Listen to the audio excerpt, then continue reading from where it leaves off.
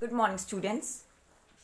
Today I'm going to continue chapter number 7, Weavers, Iron Smelters and Factory Owners from History. And today's topics are number 1 is what happened to the weavers and spinners who lost their livelihood. And next one is cotton mills come up. Okay? So, students, in my previous explanation, as I told you that due to the arrival of mechanized textile goods from Britain to India, flooded at very cheap rate or cheap price, and thousands of workers, weavers, dyers lost their livelihood due to very less demand of hand woven cloths and products.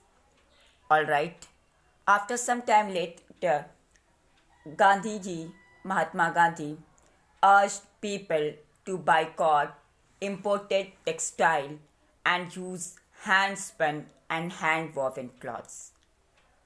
Alright, so students, after that, due to the loss of their livelihood, many weavers became agricultural laborers and started work in the big farmers' field, and many of them migrated to cities in search of work, and many others went out of the country to work in plantation field like in Africa and South America.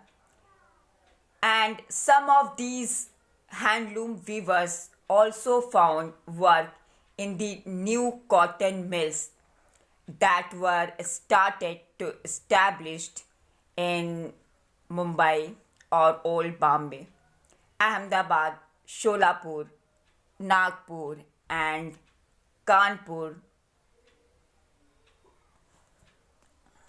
states of India. So students, now there was an opportunity in front of workers and also weavers to get a new job or work in these new established cotton mills of India. And this is open a new horizon and hope in front of workers who were hopeless. Alright. After that, your next topic is cotton mills come up. So students, after some time later, finally in 1854, the first cotton mill in India was set up as a spinning mill in Bombay.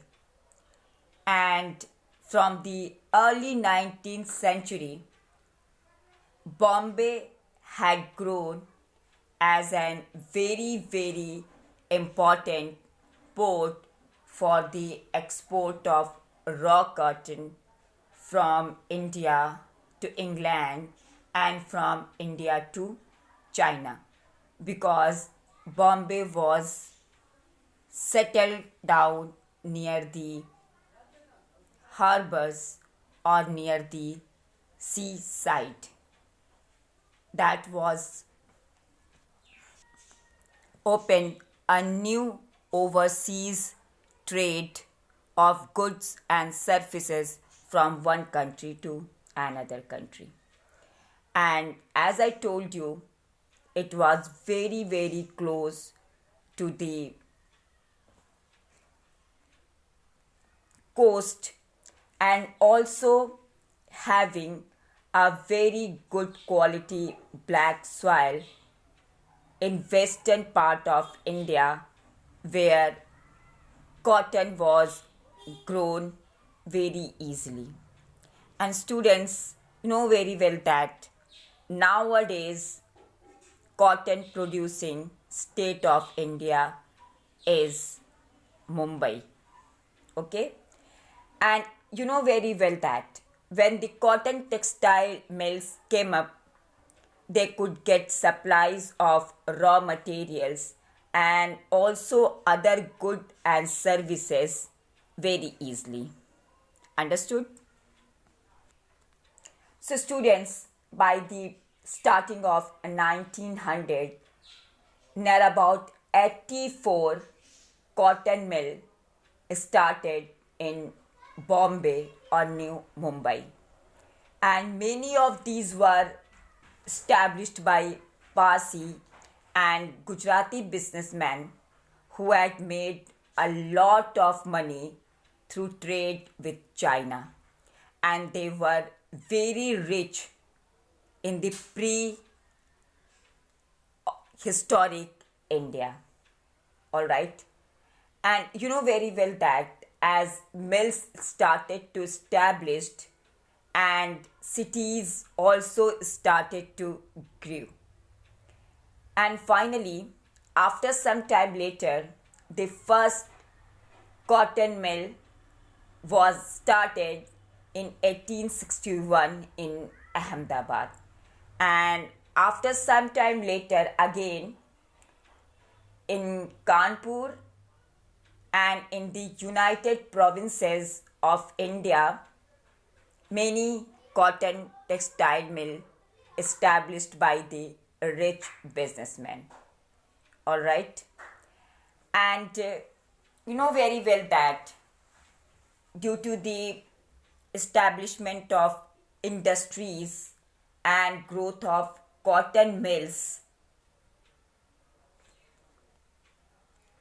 required a big force of workers. Okay? Like thousands of workers required in industries and these mills to do many tasks of industrial activities. So finally, when news started to spread in all over the countries, thousands of landless laborers and workers started to move in the cities to work in the mills, and they were poor peasants, artisans and agricultural laborers. After that, in the first few decades of the opening of cotton textile mills in India, faced a lot of problems, and these mills found very difficult condition to compete with the very cheap textiles goods whatever imported from Britain in India. And students, as I told you in my previous explanation, that most countries of the world, especially British government, to support the local industry, they had imposed heavy duties on imports of Indian textiles. All right.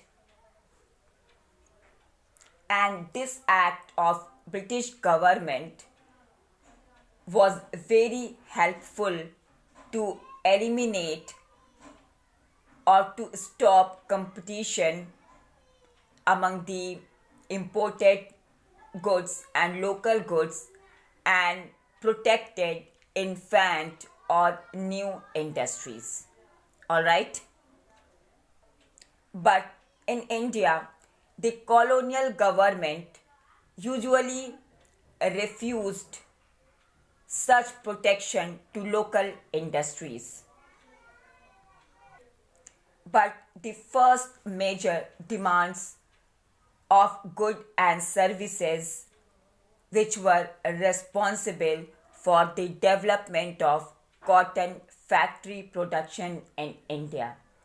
And that was the First World War, when cotton textile imports from Britain started to lose or declined, and Indian factories were called up to produce cloths and many others war based products for military supplies.